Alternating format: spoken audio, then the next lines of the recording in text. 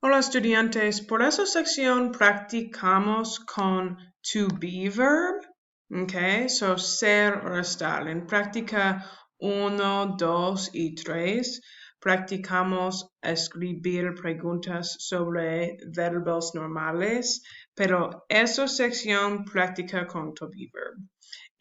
So, clic en su papel y aquí una sección verde. En pasado o presente forma exactamente lo mismo de español, no reglas especial. Solamente escribe verbo, persona y otras partes de su pregunta. Are you at school?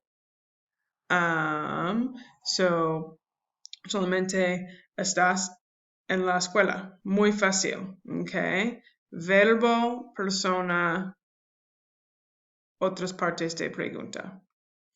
Was she happy yesterday? So yo creo en español. ¿Ella estaba feliz ayer?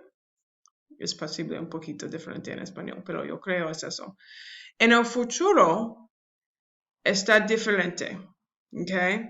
Write the person or subject in between will and be. Escribe una persona o sujeto, por ejemplo, perro o flor, lo siento, en el medio de will y be. Will she be in the house tomorrow? Right? So, mi persona es ella. Okay. Ella estará en la casa en la mañana. Okay. Will we be happy after the game? Mis personas están nosotros o we en el medio de will y be. Okay.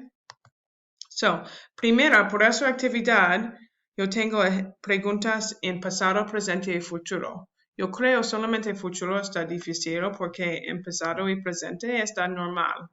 Solamente escribe verbo, persona, otras partes de oración. Okay. Yes, I will be hungry in the morning. Okay, so futuro porque will be. So, will, ¿quién persona? You, entonces be, right? Mi sujeto o persona está en el medio de will y be.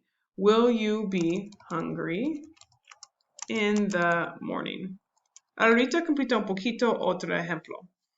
Yes, Juanita y Jaime will be late to school. Okay? Actually, no. Continúa con número 14, porque eso es lo mismo de uno. No, Maria is not in Mexico today. Okay, is es presente forma. Okay? Solamente escribe verbo, persona y otras partes. Okay? So aquí is Maria in Mexico today. Recuerdas, lo siento, terminar con question mark por todos. Okay, muy fácil, pero tú necesitas escribir eso en su papel. Completa todo.